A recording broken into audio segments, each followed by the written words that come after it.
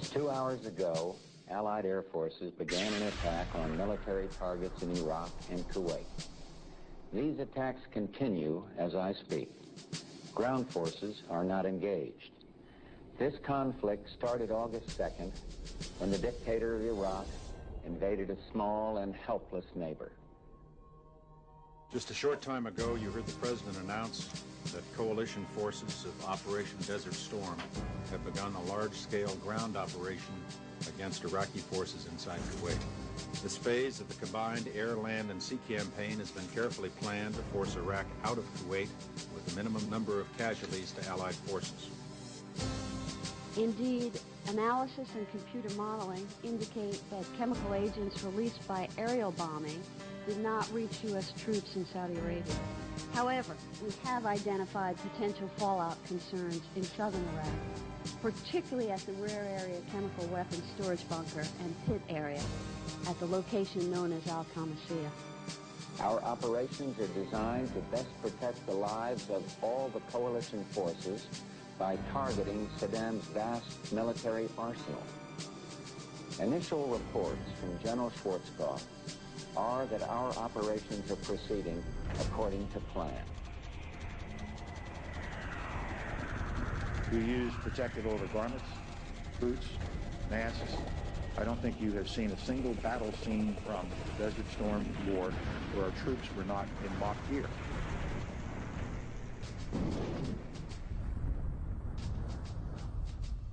During our time over there, we started seeing individuals become ill with various symptoms ranging from rashes all over their bodies or chronic explosive diarrhea, heavy bleeding accompanied with that, excruciating headaches, the bones and the joints started aching, and there were night sweats, and things only became worse as time progressed. There's enough paperwork right now to prove there is a Gulf War illness, and there's certain medicines that control it, and that's all they're doing right now is controlling it for a few. Iraq did use chemical and biological munitions. And they punched us with all these different vaccines supposedly to protect us. And the threat of biological warfare is nothing new to the military, but the Persian Gulf War placed a special... Knowing that some of these had never been tested on humans. We're all forced to roll up our sleeves and pull down our pants and get shots in the gluteus and in the tricep muscles of our arms. Before the Gulf War, I could run all day and leap tall buildings at a single bound. After the Gulf War, we couldn't walk a mile. I know for a fact I was exposed to chemical, biological, radioactive materials, experimental vaccines, experimental investigational drugs, oil well fires. I am considered a disabled veteran. I've got a 40% disability from the United States Department of Veteran Affairs for combat injuries caused by depleted uranium and other exposures.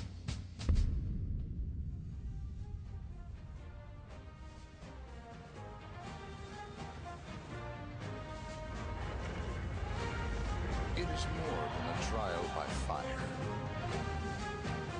It is a rite of passage, a challenge to join the elite. And if you succeed, if you can master your fear, outsmart your enemy, and never yield even to yourself, you will be changed forever.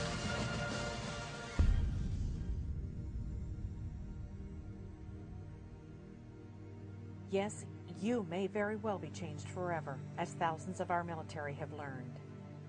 This documentary is dedicated to those who served in the U.S. military for the right reasons, who wonder why they are not and never will be the same, why they are sick, and why military leaders, veterans leaders, and the three branches of our government do not assist them in getting medical care and compensation.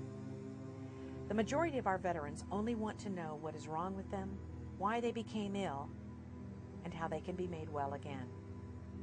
We will focus on the experiments conducted, the documents that support this experimentation, and what must be done to advance the cause of basic human rights for all active duty, Guard, Reserve, and veterans. For those of you who are not familiar with military experimentation, you are about to get a lesson in history. For to experiment without consent is truly beyond treason.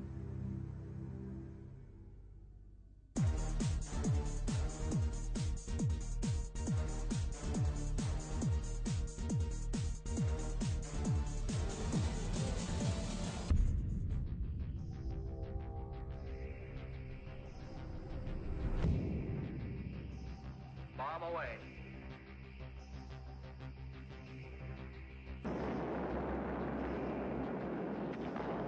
Atomic veterans include members of the United States Armed Forces who were exposed to ionizing radiation from atomic and nuclear weapons testing during the period beginning with the Trinity blast of July 16, 1945 at Alamogordo, New Mexico, the U.S. cleanup of Nagasaki, Hiroshima, the 235 atmospheric and nuclear weapons test in the Pacific, and Nevada test sites ending with the Nuclear Test Ban Treaty of 1963. The National Association of Atomic Veterans recognizes that civilians, as well as military personnel, were exposed to harmful nuclear material radiation, and that many of these personnel have since died as a result of radiation-induced illnesses. Over 382,000 servicemen, as well as civilian personnel, took part in a variety of tests during the Cold War period, when the Atomic Energy Commission, working in conjunction with the Department of Defense, had troops participate in and witness the detonation at various Pacific and Nevada test areas. Most detonations were larger than and emitted considerably more deadly radiation than the two weapons which were employed against Japan at the end of World War II. During the test, various government agencies and departments were interested in learning about the various effects of atomic and nuclear weapons, as well as how these weapons affected the immediate performance of military personnel and equipment. Troops, ships, and various types of equipment were placed from several hundred yards to several miles from the center of each detonation. On many occasions, military personnel performed maneuvers in and around ground zeros without any protective clothing or respiratory devices. Since the end of these tests in 1963, there has been no government-sponsored medical surveillance of test participants, nor any effort to locate these individuals to warn them of potential health threats.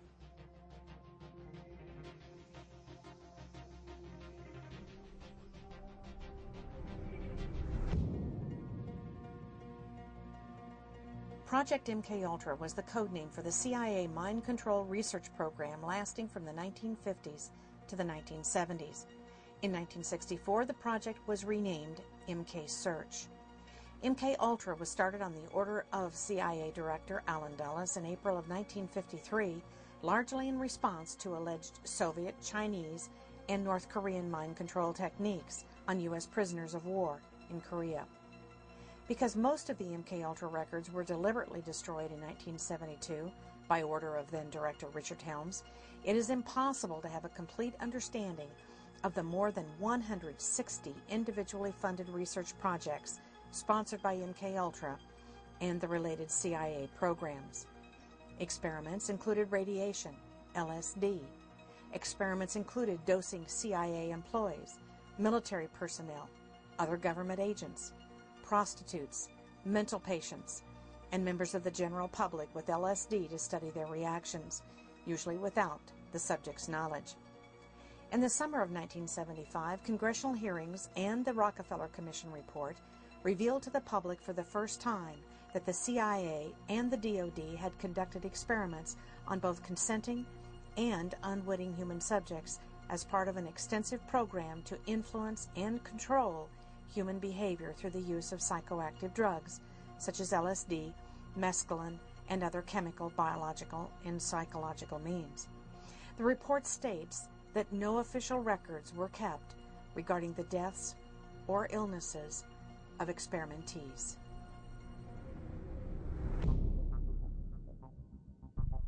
A U.S. Army project that ended over 25 years ago is now the subject of much scrutiny. Project Whitecoat was the Army's code name for a series of germ warfare studies conducted on about 2,300 Seventh-day Adventist servicemen from 1954 to 1973. Now the Army is investigating the long-term effects that the project may have had on its participants. They center on the Seventh-day Adventist Church and the role that it played in the U.S. Army's development of chemical and biological weapons of mass destruction. Under strict secrecy, the U.S. Army established Camp Detrick outside of Frederick, Maryland during World War II for the sole purpose of developing germ weapons.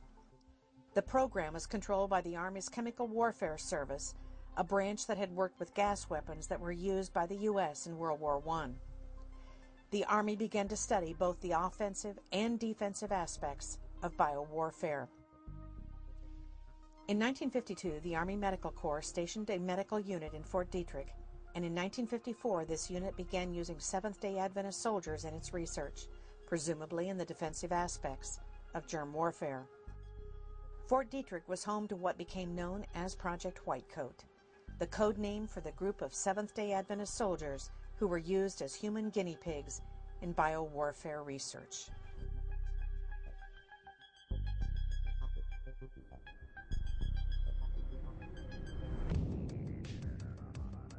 Agent Orange was the code name for an herbicide developed for the military primarily for use in tropical climates. The purpose of the product was to deny an enemy cover and concealment in dense terrain by defoliating trees and shrubbery where the enemy could hide. The product Agent Orange was a code name for the orange band that was used to mark the drums in which it was stored. The product was tested in Vietnam in the early 1960s and used at the height of the war in 1967 and 1968. Agent Orange was a 50-50 mix of two chemicals known conventionally as 2,4-D and 2,4,5-T. The combined product was mixed with kerosene or diesel fuel and dispersed by aircraft, vehicle, and hand spraying.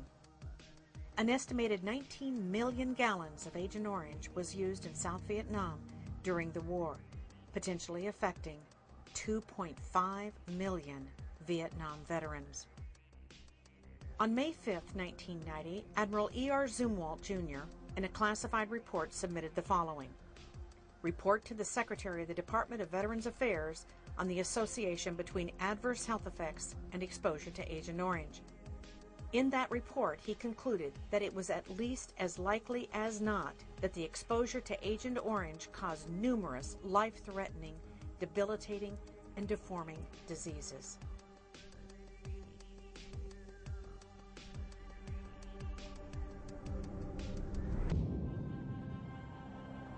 BZ is the Army's designation of the psychedelic chemical known in military circles as Agent Buzz, or by the Army's chemical code designation of EA-2277. BZ was aerosolized, sprayed from aircraft, and utilized in conventional bombs. The effect of BZ was that it was psychotropic in nature. Over 362 human subjects were experimented upon at Dugway Proving Ground in Utah in 1964 under the code name of Project Dork. Most records of military experiments involving BZ are still classified and unable to be obtained even through the Freedom of Information Act. BZ was an incapacitating agent with paranormal hallucinations that lasted for not just days, but for weeks and months. You may have seen the movie Jacob's Ladder, which depicts effects from the mist sprayed over our military by our Department of Defense.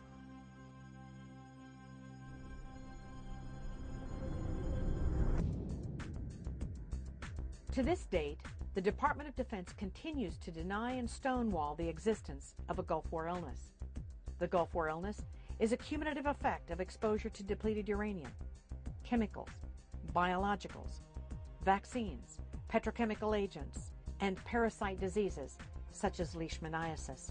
Few people are aware that the Gulf War was yet another example of the Department of Defense's intentional exposure of its own troops to its own deadly weapons.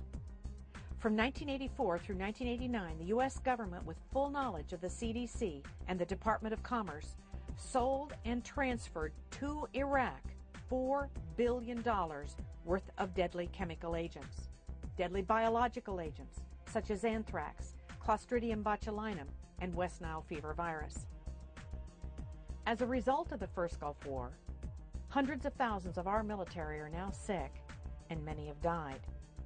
The official figure of those who served in Operation Desert Shield and Storm is 697,000. The Department of Defense has now declared nearly 250,000 of those troops as permanently disabled. The official position of the Department of Defense is that there are no classified or unclassified documents that exist to prove that chemicals and biologicals were used in the first Gulf War. But in only a 100-hour war, when less than 150 troops died, how do we explain the morbidity and mortality rate of nearly 450,000 of our servicemen and women.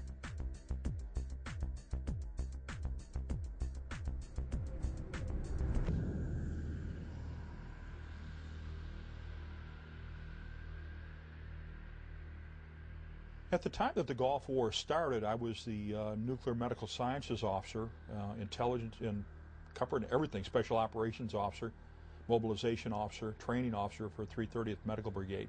That's the largest medical brigade in the U.S. Army. It's an Army Reserve Medical Command under a one-star general. Dr. Doug Rocky is a U.S. Army Health Physicist and Nuclear Medical Sciences Officer. Dr. Rocky has expertise in nuclear, biological, and chemical warfare operations, microwave radiation, emergency response, decontamination, and battlefield cleanup. We were the super garbage men. We had to clean up the messes. We had to identify the messes. We had to collect all the garbage. We had to provide the on-site medical care. It's a lot. All the Iraqi equipment, a lot of U.S. equipment, contains radiological components. When that equipment was blowing up, the radiological materials were released into the environment, exposing and contaminating. And then to top it all off, we used uranium munitions, known as depleted uranium. They've been used back in 1973 by the Israelis against the Egyptians, but during Gulf War I, Desert Shield and Desert Storm, we took it to a totally new level. The use of radioactive materials on the battlefield. Deliberately taken tons and tons, actually over 350 tons of solid radioactive materials, and dispersed it across Kuwait, Saudi Arabia, and Iraq. Taking our radioactive waste and throw it in somebody else's backyard.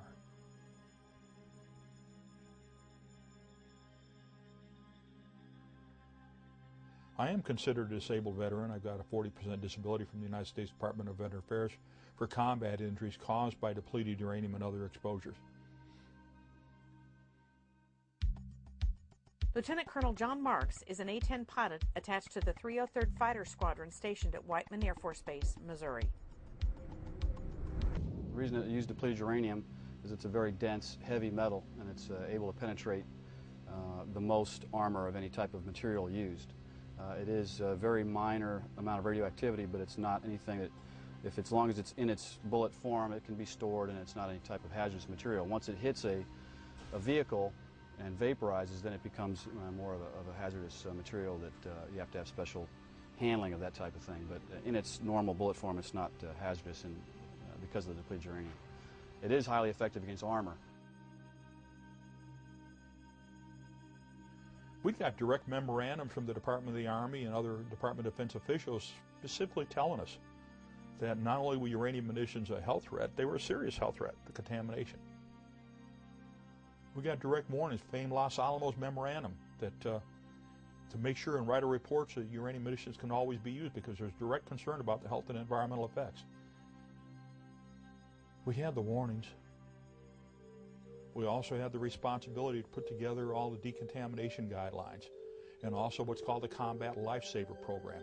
So myself and my team wrote that, which has now been adopted by the Army and is used every day by the Army. Battlefields and fighting are by nature hazardous to your health. Some hazards are easy to identify and well understood. Soldiers recognize the serious hazards presented by incoming artillery shells and bullets and take appropriate actions. However, some lesser hazards from new technological applications are not so well known and recognized. One of these newer applications is the use of depleted uranium in munitions and equipment armor. Depleted uranium is obtained from uranium ore, which is found throughout the world. In the United States, this ore is mined in New Mexico, Colorado, Wyoming, Utah, and Arizona. Uranium ore contains 3 isotopes. By weight, 99.28%, which is uranium-238, 0.71%, which is uranium-235, and 0.0058%, which is uranium-234. Of these 3 isotopes, uranium-235 and uranium-234 are used for nuclear fuel and weapons. Uranium-238 becomes depleted uranium. This is an aluminum model of one DU tank round. This round would be fired by an Abrams tank. If it was actually uranium rather than aluminum, it would be over 10 pounds of solid uranium. What happens, it moves extremely high velocity. The minute it leaves the bore of the gun, it catches fire. So this rod is a burning rod of uranium. It impacts tremendous forces, unbelievable forces, over this very small diameter. And it's like a blowtorch with tremendous forces that punches right through. Now, as this breaks through and goes into anything, it can be steel, concrete, sandbag bunkers, wood, or anything. Uranium itself is soft. So you have parts of the fragments of the uranium breaks off as it enters and goes through. The uranium rod emits alpha, beta, and gamma radiation and X-ray radiation. The alpha particle is a 4.15 MeV particle. That's 4.15 million electron volts. Now, the intercellular voltage, the voltage that your cell operates biologically, is 10 electron volts. So when that cell is bombarded by an alpha particle at 4.5 million electron volts, it doesn't have a good day. We have all kinds of other problems. We have the beta particle and the gamma rays, the X-rays. Now, we've actually measured the ionizing radiation emissions from a DU rod within, say, 4 to 6 inches at over 300 millirems per hour. Now, that radiation is continuous. So you get a fragment of DU into your body that's emitting at over 300 millirems per hour. Or if you're holding the rod in your hand, it's over 300 millirems per hour. And if you got the fragment, then you got the alpha particle in there, which is an extremely hot particle, 4.15 MeV. And we're looking at what we measured over 10,000 counts per minute, 10,000 disintegrations per minute, 10,000 alpha particles per minute. In fact, in May of 2002, the U.S. Department of Veteran Affairs reported that over 160,000 troops that participated in Gulf War I, the period August of 1990 through the fall of 1991, basically October and November 1991, have been classified as disabled from anywhere from 10 to 100%. Now, my own disability didn't come about until after May of 2002. The count right now is somewhere close to 200,000. When we look at all the troops that have gone into the Persian Gulf region between August of 1990 and May of 2002, when the last formal report was written, the U.S. Department of Veteran Affairs formally acknowledges over 221,000 individuals are labeled as permanently disabled, and over 10,000 are deceased that had service connection disabilities. There's a big difference. There's a 60,000 increase in individuals that are disabled amongst those that served after the fall of 1991. That disability is only due to residual exposures and immunizations that were continued to be given, because there was no active combat. There was no active maneuvering. So what's happened? Well, what happened prior to Gulf War I is pre-deployment health physical assessments were not given.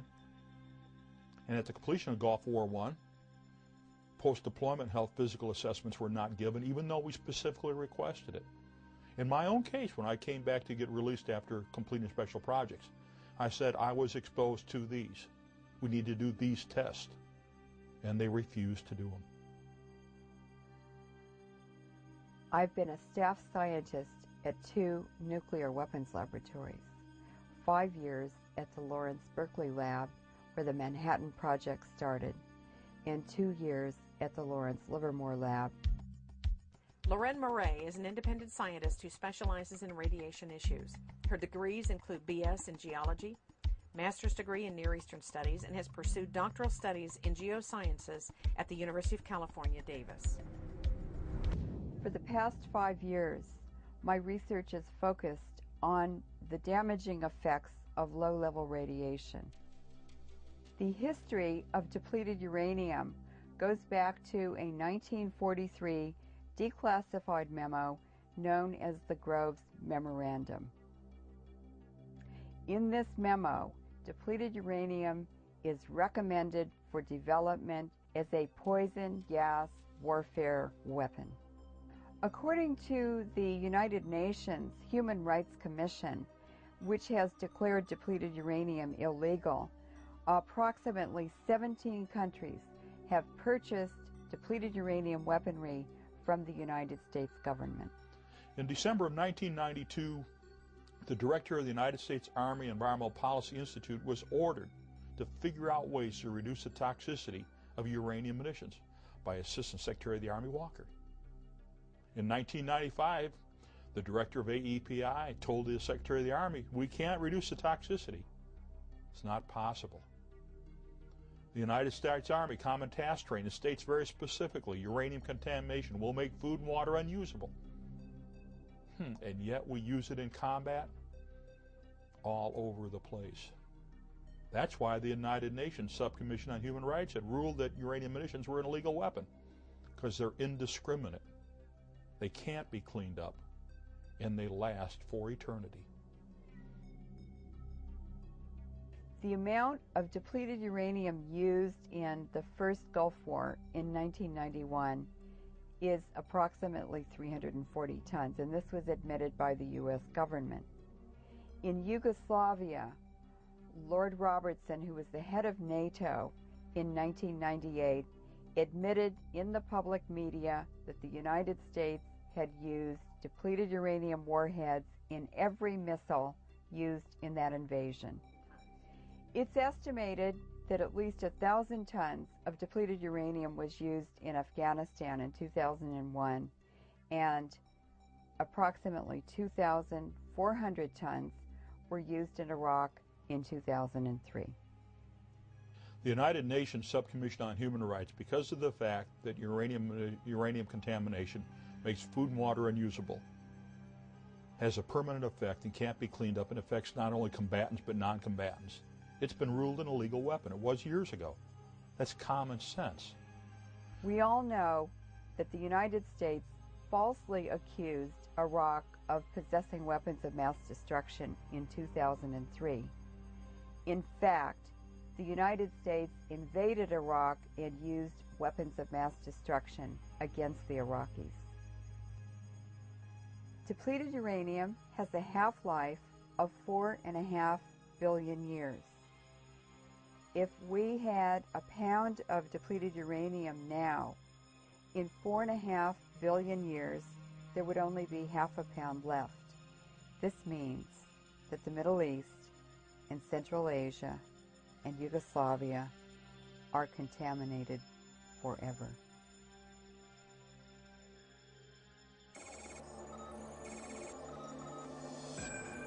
We're 1st Platoon Charlie Company, and we were part of Operation Iraqi Freedom. On the battlefield, you gotta have an officer who can think on his feet. We had that. Lieutenant Walker came to us from ROTC. It didn't matter if we were in training or in combat. He was right there with us. He had confidence and dedication. And wherever he goes, we go. I'm a military brat. My father spent 24 years in the Army. Staff Sergeant Bob Jones is a veteran of Desert Storm, a former Army Ranger now retired and disabled due to Gulf War illness. Not only is Bob ill, but his entire immediate family is affected as they all suffer from mycoplasma fermentans incognitus. During the air campaign, we targeted their chemical, biological, and nuclear facilities.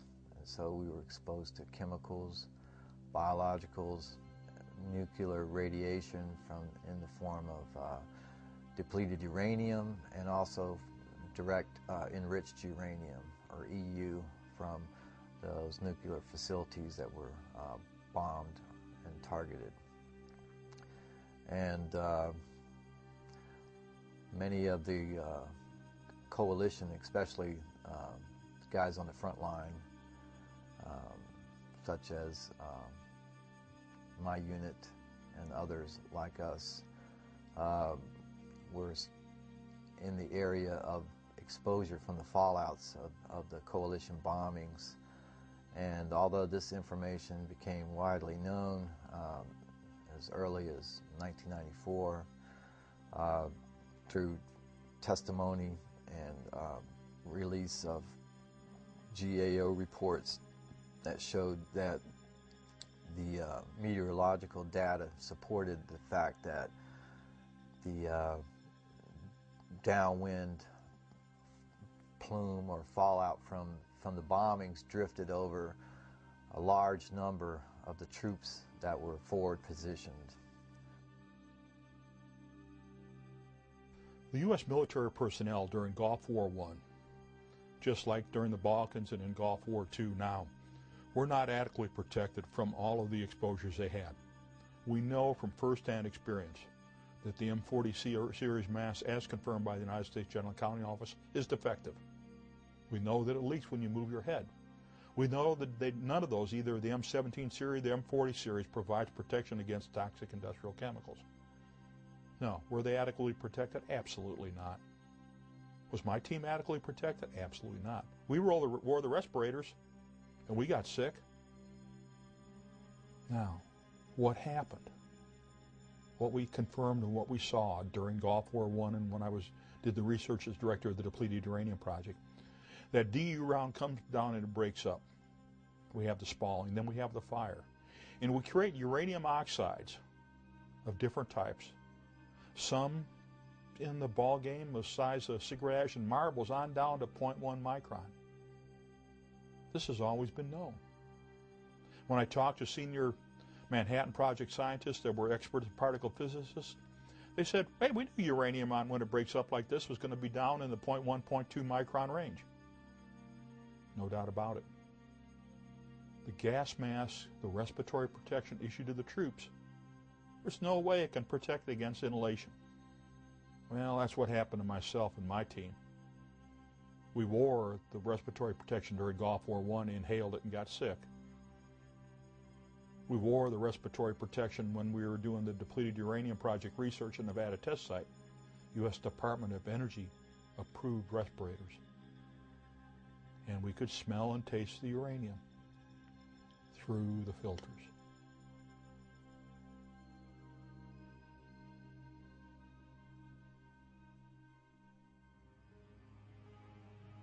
During our time over there, we started seeing individuals become ill with various symptoms ranging from rashes all over their bodies or certain areas of their bodies to having chronic explosive diarrhea, which in some cases was heavy bleeding accompanied with that. We had, and I can speak for myself on this as well, excruciating headaches. The bones and the joints started aching, and there were night sweats, and you know, things only became worse as time progressed. And my unit in particular was deactivated after our return back to Germany in May of 1991. Some of the other individuals started showing up with other diseases, which included several types of cancers, and the neurological problems that many of us suffer from, and degenerative joint bone disease, spine disease, and other manifestations of illnesses that were at that time still unexplained, that caused them to no longer be able to perform their duties as a soldier as they had for so many years. And some of us that conceived children after the war, and I know of at least 2 individuals where their children were born perfectly healthy according to the hospital, and within 6 months after their return, their hearts literally exploded in their chests.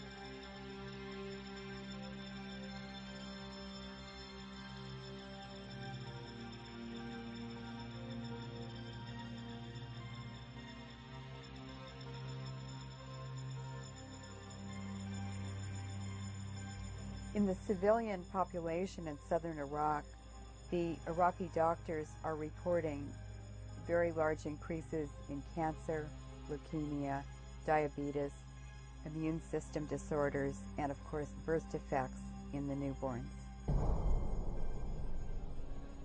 The babies are born without a brain, without eyes, without legs, or without arms. Sometimes the baby is born with a cyclops eye, just one eye in the forehead. And each year, these birth defects are more and more severe. Pediatricians now in southern Iraq are reporting that some babies are born without heads or arms. They're just pieces of flesh. Because Iraq is in an arid region with severe dust storms annually, this remobilizes the depleted uranium on the ground and on the battlefields. And so the civilian population will continue to be exposed to increasing levels of DU internally. The severity of the birth defects and radiation-related diseases will increase over time. In fact, depleted uranium is a death sentence.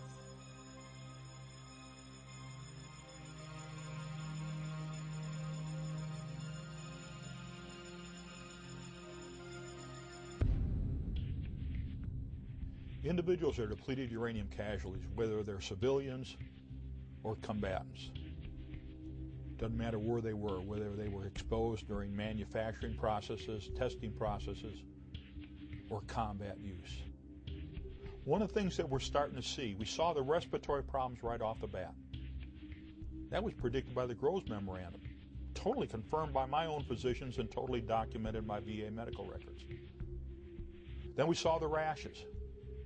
Well, what we're having is we have the particulate irritation damage, we have the chemical toxicity damage, and then we have the radiological damage, which is the result of the cancers and the tumors. All of the birth defects, they absolutely confirm chromosomal aberrations from the ionizing radiation damage to the cells and the tissues. Neurological problems, rashes, cataracts, kidney problems. Your life is messed up. As said in the Groves Memorandum, it's going to cause all these health problems, and there is no medical care and treatment. You can't reverse radiation exposure damage to the body.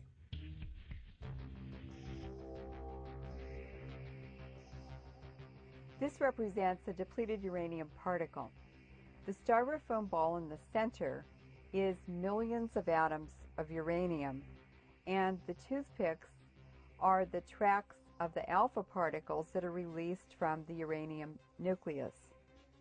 When these pass through the cell, they release tremendous amounts of energy, which cause the cell processes, enzymes, and hormones to malfunction. When there are billions of these distributed throughout a body, they cause diseases in many ways, and that's why Gulf War syndrome is a complex system of diseases caused by malfunctioning of all of the parts and the processes in a cell that make life possible. Some of the soldiers were losing their mind. Dennis Kine served in the U.S. Army until 2003 with the rank of Specialist D4. A graduate of the Nuclear, Biological, and Chemical School, today he serves as a veterans advocate. Kine also graduated magna cum laude from San Jose State University. We bombed on January 17th. We started bombing. We bombed for 45 days. And after 45 days, February 28th, we started a ground invasion, which is said to be the most victorious military operation ever in the history of mankind. Well, it wasn't victorious. We got sick immediately. On March 1st, Lieutenant Colonel Ziem issued a memorandum that stated specifically, we better have somebody advocate for the use of this weaponry, otherwise the environmentalists might get upset. On March 3rd, they called a ceasefire. So from the date Lieutenant Colonel Ziem's memorandum was issued, 2 days later they called a ceasefire on March 3rd, 1991, and on March 8th another memorandum was issued saying all soldiers in this area should be protected by wearing their safety clothing. So in 1 week's time, they had 2 memorandums and a ceasefire that pretty much indicated why all the soldiers were sick. If the American people could only wake up and see what is happening, you know, this is a tragedy. You know, we're not the first victims of war. In many cases, our wounds are invisible. You know, we carry them inside of us, and it's only through specialty testing and specialty diagnostic testing that you can isolate and find these particular mechanisms involved, whether they be chemical, biological, nuclear, or other agents that would cause what has become known as Gulf War illness, Gulf War syndrome, Persian Gulf illness. There's no such thing as a syndrome. This is an overlapping combination of toxic and other exposures that varied from individual to individual depending on where they were at, what they were exposed to, and how long and the duration of their exposures.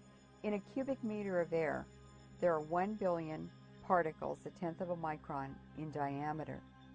An ordinary man breathes 28 cubic meters of air a day. And for that reason, our soldiers, internally contaminated to depleted uranium, have billions of particles of depleted uranium distributed throughout their bodies. DU can be found in all parts of the body. It has been reported in the bladder, in the semen, in the bone marrow, in the lungs, and the brain. Because of the contamination of the semen from the depleted uranium particles, soldiers returning internally contaminate their wives and their partners. It wasn't so much my illness, but my family was also ill, and they required medical attention and medical treatment, real medical treatment. I retired in June of last year, June 2003. As soon as I retired, my family was completely dropped from the military medical system. In other words, we were enrolled at the Womack Family Practice, and as soon as I retired, we were dropped like a hot potato.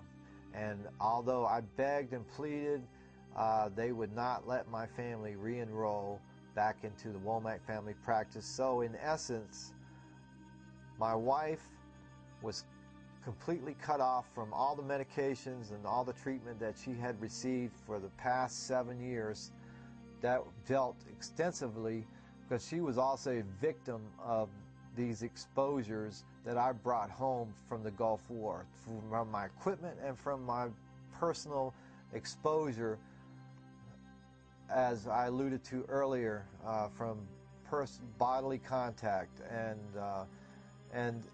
that to me is the greatest travesty.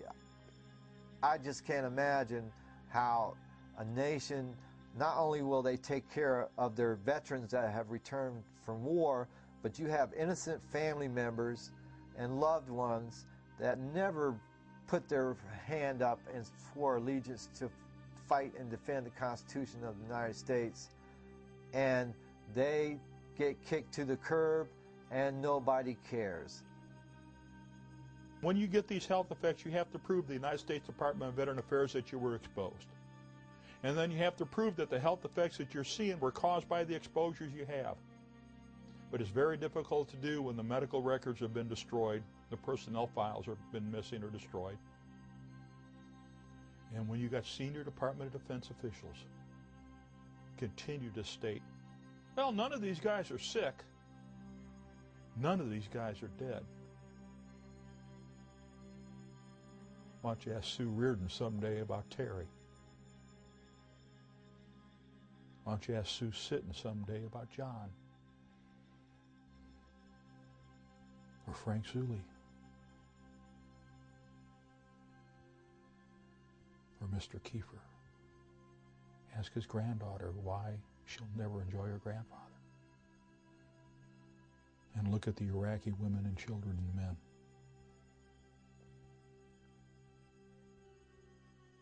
Ask the question yourself.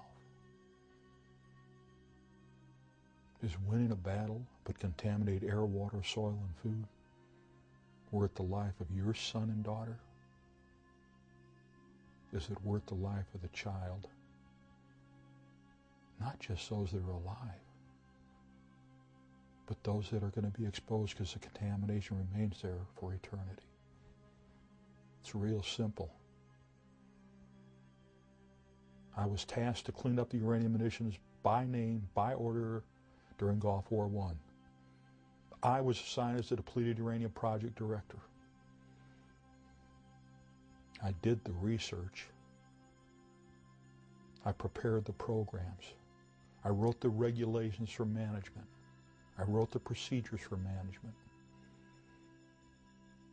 And I got sick because I served my nation. And I was discarded. I was abandoned.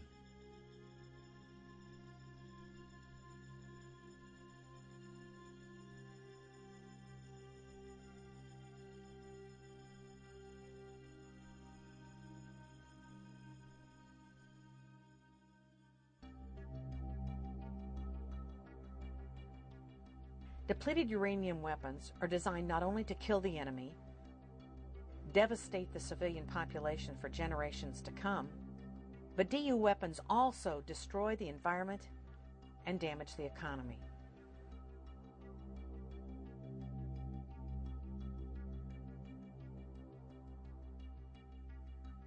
In 1996, the United Nations passed a resolution that made DU illegal under international law.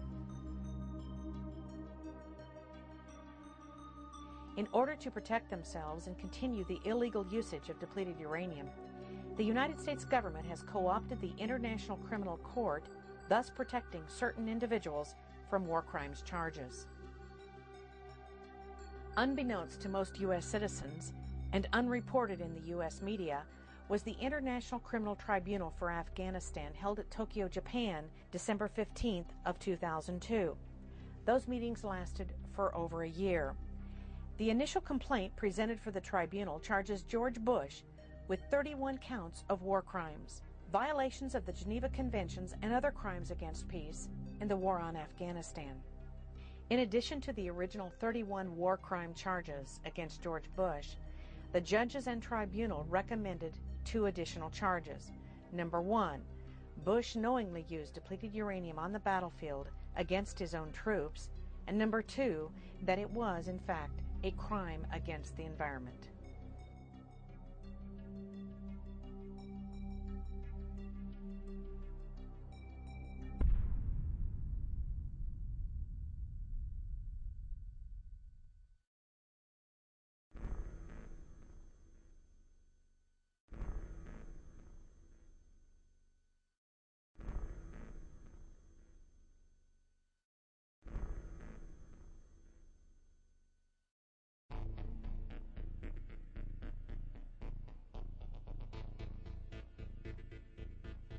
The United States Army, USAMR at Fort Detrick, Maryland, sold and provided the chemical and biological munitions and anthrax spores to Iraq.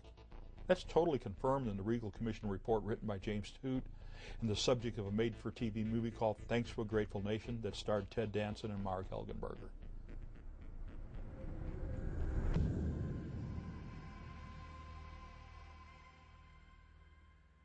The United States has a long-standing involvement in the sale of weapons to third world countries.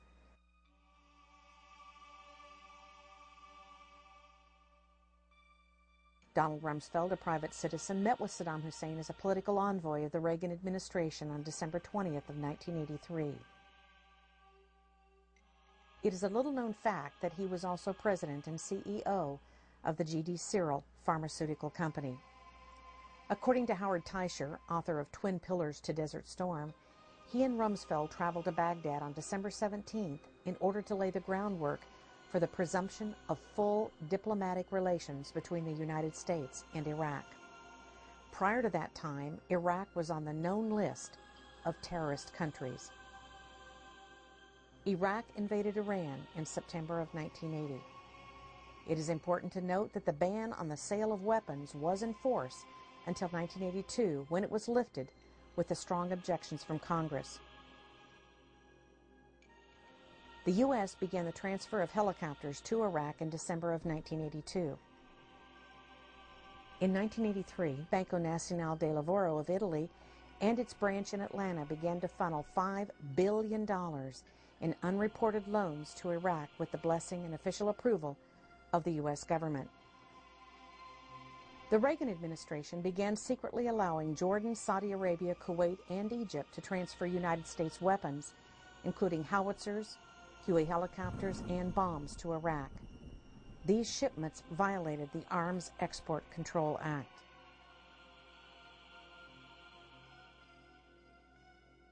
From 1985 through 1989, the Department of Commerce licensed 70 biological exports to Iraq, including approximately 21 batches of lethal strains of anthrax, shipments of weapons-grade Clostridium botulinum, and West Nile fever virus. In April of 1988, the Department of Commerce approved the shipment of chemicals used in the manufacture of mustard gas. The U.S., with the approval of the CDC and the Department of Commerce, armed Iraq illegally from 1985 through 1989.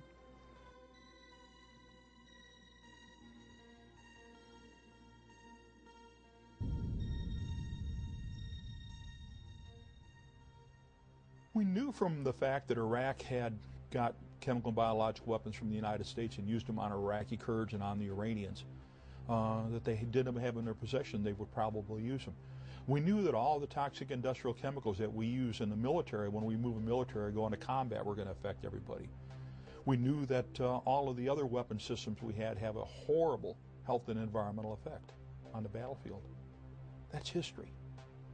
And with all the background all of us had, both within the military and within academia, it was very easy for us to understand and predict what was going to happen. During the period of 1990 and 1991, we made a conscious decision, and this decision was a decision made between General Powell, General Schwarzkopf, General Horner, and Secretary Cheney to blow up Iraq's chemical and biological stockpiles in place. We also decided to blow up their nuclear reactors in place. This is all confirmed in Schwarzkopf's autobiography, It Doesn't Take a Hero, on page 390. For somebody who wants to look, you can go find out for yourself. At that time, we warned everybody that these exposures, downwind exposures, were going to have a disastrous effect on U.S. military personnel, on coalition personnel, on Iraqi personnel, and on the civilians and non-combatants in the region.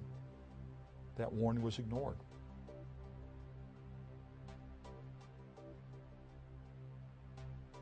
The average military person had no knowledge that the United States was secretly and illegally continuing to sell weapons of mass destruction to Iraq just prior to Operation Desert Shield and Desert Storm. It is important to note that these biological materials were not attenuated or weakened and were capable of reproduction, thus illustrating these biological agents were not for research, but for the purpose of weaponization. Not even the military medical personnel tasked with treating the wounded on the battlefield had any training regarding a biological or chemical casualty. According to Senate Report 103-900, by the time of the invasion of Kuwait, Iraq had developed biological weapons. The Regal Report states that Iraq's biological warfare program was the most advanced in the Arab world. There is substantial evidence to suggest that the Iraqi military used the Soviet doctrine of multiple chemicals and multiple biologicals against our troops. This serves to confuse the diagnostic and treatment process and would account for the wide variety of symptoms displayed by Gulf War veterans. Most of the guys that I served with are either severely disabled or dead due to the fact of their exposure to the different elements that were involved. Michael is a veteran of Desert Storm and served in the area of special operations. Because of fear of reprisal by the Department of Defense or loss of his veterans' benefits, he has requested that we alter his voice and image. One memory that sticks very clearly in my mind is the chemical alarms. At least once a day, we'd have a chemical alarm go off. And after a while, we learned to pay attention to them because we were told it was a malfunction. They would try and tell us that either it had blown paint on it, some fumes from something that had been painted nearby had been blown on it, and that set it off, and so on and so forth. And it makes me wonder. They claim that no chemical weapons were used, but I have every reason to believe that now, in retrospect, it's so sad. It's so sad that you trust them so much that when the chemical alarm goes off, and most normal human beings would go, well, I don't care what you say, that chemical alarm goes off, I'm going to take precautions. But you are so indoctrinated in the fact that, oh, well, we're here to look out for you, we're going to take care of you, that when the chemical alarms go off, you just sit there and continue eating or reading or whatever it was you were doing. On a number of occasions, chemical alarms went off, and we were ordered not to basically respond to them or report them or write down statistics or even study the environment we were in, which is normally what an NBC person would do. Once an alarm goes off, you start putting, testing things around to see if there's anything happening. At the first call of an alarm, we would be told a number of different things, like it was the gasoline setting it off, or it was the oil well fires burning that was setting it off, or it could have been anything other than an actual chemical or biological agent. Surely wasn't. Don't worry about it, soldier. You'll be okay. We had alarms going off, chemical alarms, and there were several occasions where we had to go into full mop gear in the middle of the night, or especially in the middle of the night. It's unbelievable that we had all this equipment that had been calibrated and sent over there prior to the war, and we had set out monitors in the perimeter and in the area to detect any kind of chemical activity. However, what is of significant and monumental importance is the fact that we had no biological detection capabilities over there whatsoever. And this all relates back to the fact that we destroyed their chemical biological sites and also the bunker complexes, not to mention the big one in Camisea, which is the only one that got any kind of real attention due to the fact that an individual or several individuals happened to film the contents of that bunker complex. The order was given to blow the place up rather than the normal procedures when you find a place like that magnitude holding the contents that it did. There were other means of disposal. The area was secured, and what surprises me is the fact that we received no warning. No one was instructed to get into any kind of mop gear or any type of chemical protective posture, although it's questionable whether it would have helped anyway. Well, we were issued, MOP suit, military occupational protective posture is what MOP stands for. MOP suits, we were issued them, but they were useless to us after the first 3 days after we opened the package. So you get in country, they issue you a brand new suit, it's got a charcoal filter in it, but the minute that package has been opened and that suit has been liberated, that suit is useless. You can't keep putting it on and taking it off. The Department of Defense has long touted that American troops are the best prepared, trained, and equipped in the world. Unfortunately, the equipment that was meant to save their lives may very well have cost them their health in Desert Shield and Storm. Information has now been obtained that proves that the chemical suits sold to the Department of Defense during 1989 were in fact useless. Isratex, A company from Raynell, West Virginia, sold nearly 800,000 defective suits that later proved to be full of tears, holes, and poor stitching. One hole can mean the life or death of a soldier during a chemical exposure. The company subsequently filed for bankruptcy, and its owners have never faced accountability for their actions.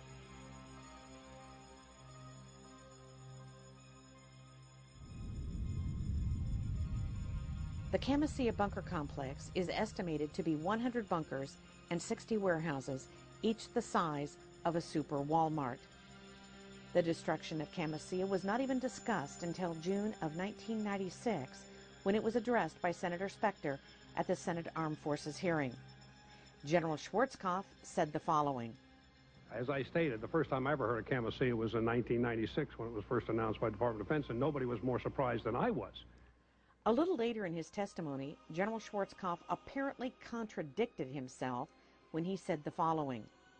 I remember General Franks came to me, and I assume it was Camisea he was talking about at the time, because it was about the same time frame, and talked about this huge ammunition dump that they had found with literally tons and tons and tons of ammunition in it, and there was no way they could possibly retrograde it, and I challenged him on that, and he convinced me that no, they couldn't retrograde it, and therefore they were going to destroy it in place. And I said, fine. Now that's Camisea. From what I heard about the size of the bunker that Franks was talking about and the others that they blew up, these were huge bunkers with crates and crates and crates and crates of ammunition in them, and I can only assume that they either didn't recognize them or didn't see them at the time. We were under pressure to withdraw, and under the pressures of withdrawal, we did destroy everything we could so that the Iraqis couldn't fall back in on it and use it in some other war against us. General Schwarzkopf just stated that he was concerned about the Iraqis regaining control of the ammunition that was contained at the Camisea ammunition depot. However, several individuals have come forward with other reasons as to why the bunker depots were hastily destroyed. Dan Topolsky. I was the Nuclear, Biological, and Chemical Defense NCO for B Company, 37th Engineer Battalion. I was on the Camisea Bunker Complex mission. Sergeant Topolsky was one of the Nuclear, Biological, and Chemical non-commissioned officers in charge of identifying munitions at Camisea Bunker Complex in Iraq. I felt betrayed. I felt like we had been sold out for dollars when I saw what I saw inside those bunkers.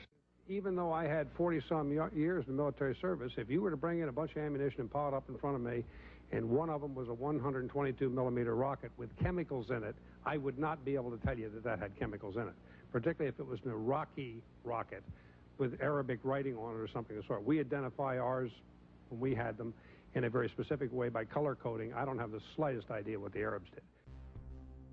General Schwarzkopf stated that we identified our weapons by color coding. According to Sergeant Topolsky, the colored bands identified biological and chemical munitions inside the Camisea bunker complex.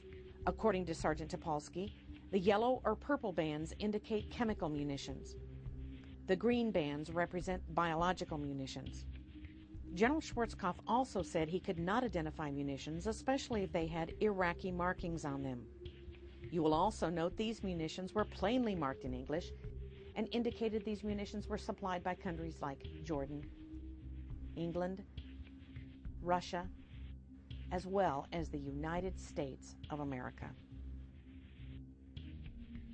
According to the 1972 Geneva Convention, weapons of mass destruction are illegal. Therefore, according to Sergeant Dan Topolsky, it is very likely that these munitions were destroyed not so much to prevent Saddam Hussein from regaining control of them, but to destroy the evidence of these countries breaking international law. The 37th Engineer Battalion, way back in the air campaign, was ordered by our battalion commander not to wear our protective overgarments unless specifically told to do so. My company pretty much ignored that order because my company commander supported me when I said that that was dead wrong, and he's going to wind up with a dead company if he listens to it.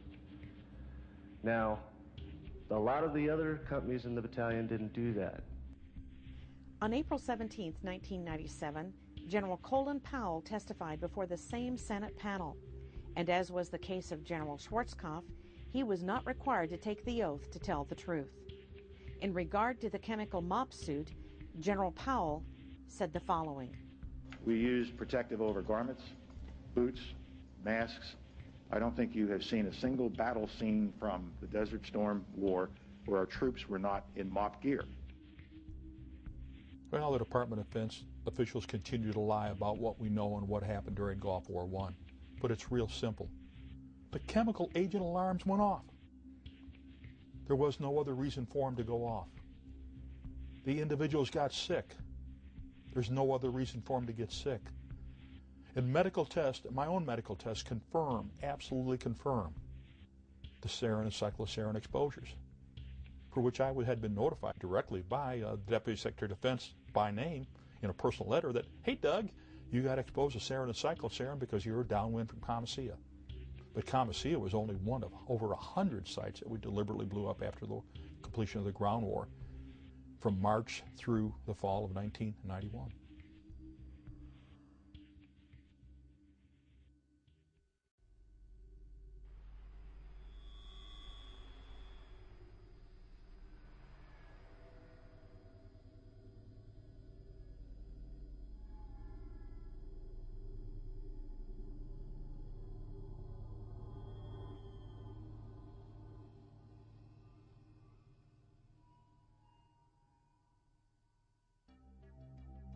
Even though the Department of Defense continues to deny the widespread use of chemicals and biologicals during the first Gulf War, Jonathan Tucker of the Monterey Institute of International Studies has demonstrated evidence for the use of chemicals in the Kuwaiti theater of operations. The U.S. intelligence reports show the presence of Iraqi chemical weapons. Military log entries describe the discovery of chemical munitions in Iraqi bunkers during and after the ground war. There are incidents in which troops reported acute, numerous symptoms of toxic chemical exposure. There's credible detections of chemical warfare agents made by Czech, French, and American forces. Chemical warfare agents that were detected by coalition forces during the Gulf War include the nerve agent Tabin, sarin, cyclosarin, and the blister agents sulfur, mustard, and lewisite. To this date, there has been no diagnosis or treatment offered by the Department of Defense or Veterans Administration. Dr. Robert Haley, MD of the University of Texas Southwestern Medical School in Dallas, Texas, has detected damage in the brains of those Gulf War veterans who were near the explosion of Comasea. Those injuries had resulted in not only increased social problems, but also a 90% divorce rate and increased crime rates among those vets who showed damage in the area of the brain that controls judgment. The children of Gulf War veterans have shown increased defects such as Goldenhar syndrome, a missing eye or ear, major organ or digestive deformities, and general failure to thrive. 13 years after the Gulf War, the Department of Defense still calls the Gulf War illness a mystery disease.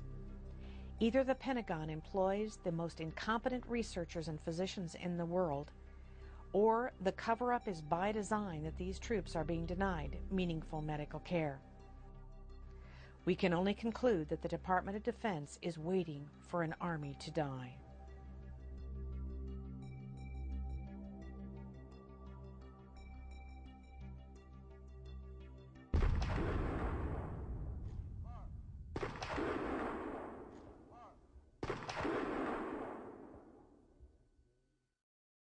The threat of biological warfare is nothing new to the military, but the Persian Gulf War placed a special emphasis on it. This renewed emphasis caused the Defense Department to look at how it was protecting men and women in uniform from this battlefield threat, this unseen enemy. Staff Sergeant Noah Berg looks at one of those enemies and what is being done to fight it. The Defense Department says it can be a big threat on the modern battlefield. Anthrax, most commonly associated with livestock. And the type that worries those military leaders most is the type that is inhaled. Sometimes people refer to as very early stages as something like a common cold. But then the person goes downhill very quickly. Because of the potential anthrax threat, last year the Defense Department ordered vaccinations. And one of the first in line was Chief Master Sergeant of the Air Force, Eric Benkin. Despite isolated protests, the vast majority of medical experts endorse the vaccine's use. And despite charges that the so-called Gulf War syndrome and anthrax are connected, Hutzel says that's just not true. The Defense Department continues to stress the safety of the anthrax vaccine, and all troops headed for the Persian Gulf receive the inoculation series.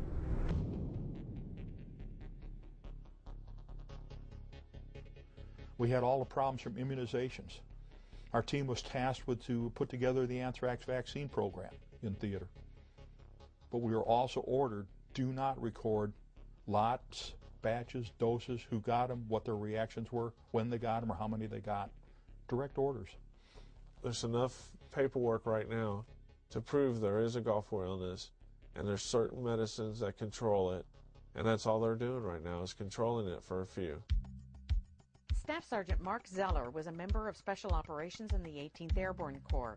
He served in the Iraq-Iran War, Desert Shield, and Desert Storm campaigns. And we're all forced to roll up our sleeves and pull down our pants and get shots in the gluteus and in the tricep muscles of our arms. We all started getting sick, but we didn't think nothing of it because our flight surgeon was telling us that it's hygiene that's getting us. We're all not taking baths every day. It's like maybe once a week or once every 3 days. And that hygiene was supposedly getting the best of us, so we didn't think anything of it after that. They punched us with all these different vaccines, supposedly to protect us, and knowing that, some of these had never been tested on humans. My neck bones are degenerating. My lower back's degenerating. No one knows why. They want to go in there and scrape it and biopsy it. And I'm like, I don't want to be in a wheelchair afterwards. It's pretty damaging to a guy that used to be in special operations and jumped out of airplanes for a living. So.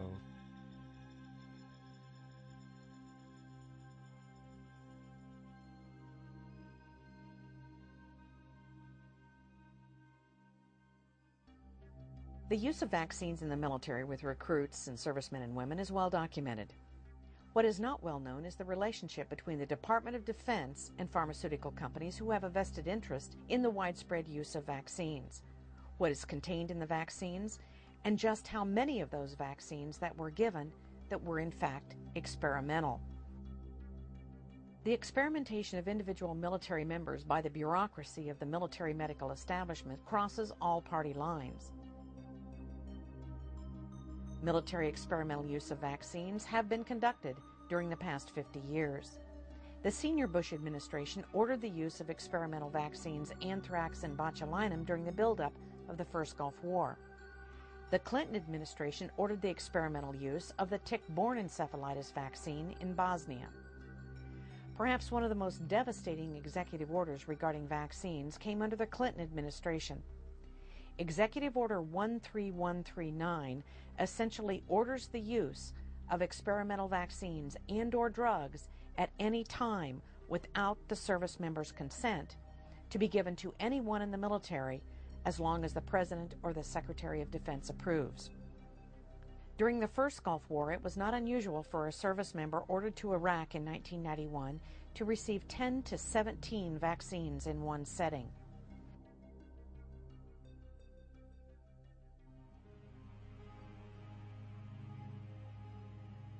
Thousands of U.S. and coalition military personnel who served in the Persian Gulf War are now seriously incapacitated from unknown causes. One common thread for all military personnel were the vaccines.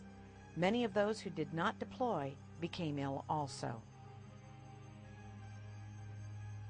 Unfortunately, the U.S. military medical establishment has continued to conduct on an ongoing basis operations such as Project Badger and that has been referred to as a Manhattan-like project that involved the Tri-Service Vaccine Task Force.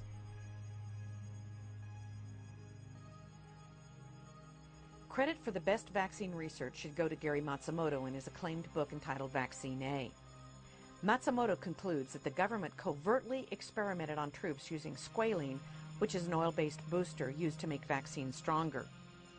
Squalene has only been approved for use in experimental AIDS and experimental malaria vaccines. Since a large percentage of U.S. forces tested positive for squalene, it has led many individuals to believe that the anthrax vaccine could have been a primary clinical trial for an AIDS vaccine experiment. What the DoD should have disclosed to the troops is that squalene causes life-threatening diseases such as lupus, crippling arthritis, and multiple sclerosis. On May 11, 1999, at an Air Force briefing held at Dover Air Force Base, Air Force Surgeon General Charles H. Rodman II denied the use of squalene in the anthrax vaccine. He was backed up by Army Colonel Arthur Friedlander.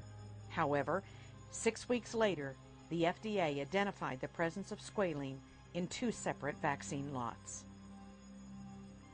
With the reintroduction of the anthrax vaccine prior to the Second Gulf War, up to 50% of Air National Guard pilots resigned rather than take the deadly vaccine. To this date, the Department of Defense continues to give the anthrax vaccine to U.S. military.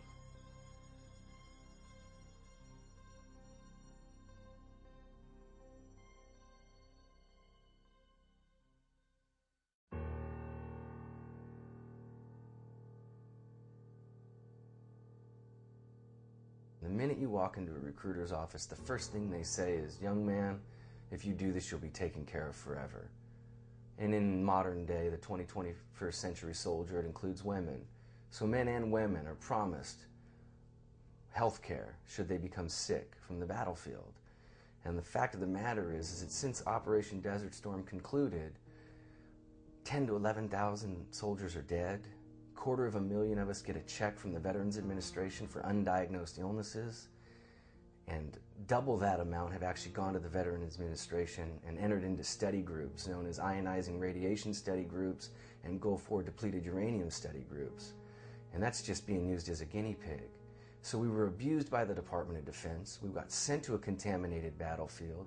We came home, we were being studied by the Veterans Administration, and every time we turn around and look for some help, somebody calls us a post-traumatic stress disorder. And that's not appropriate. We're not stressed out, we're sick. We've been contaminated. I do what I do every day because the system hurt me. Phyllis, you're on the air with Dennis Kine. Go ahead, please. I just want to take time, Dennis, to thank you so much and be able to say this personally to you. And I want to urge the folks to order your book. And I can't go at the pace that I used to, and I'm so thankful for someone like you to help some of us old-timers. It hurt me as a soldier, and it hurt me as a veteran. And I don't want to see anybody else get hurt. I don't do this because I need to inflict any pain on anybody. I do this because young men and women enter voluntarily into a system to go serve their country, serve their friends, serve their family, and serve their fellow Americans, and they get duped by the recruiter from the very beginning when they're told, if you get injured or become sick, we will take care of you. And for 14 years, I've been a prime example. My family members, my brothers, are prime examples of people who never got cared for.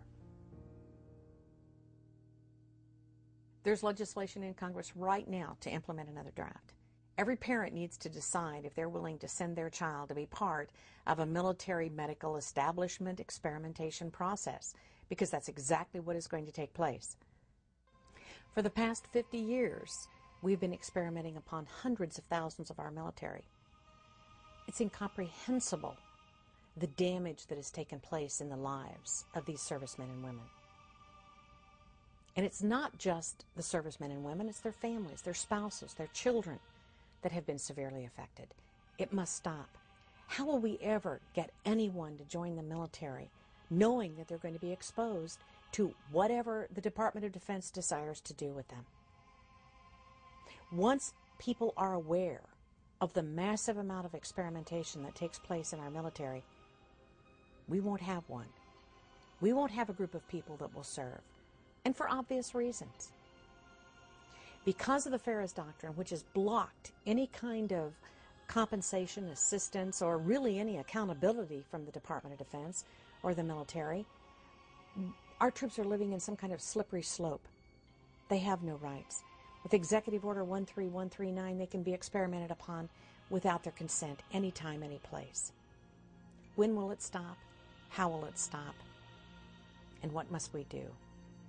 One of the, I think, problems with American law is that there is a number of ways that municipalities, states, and the federal government will often immunize themselves from what would normally be seen as tort actions.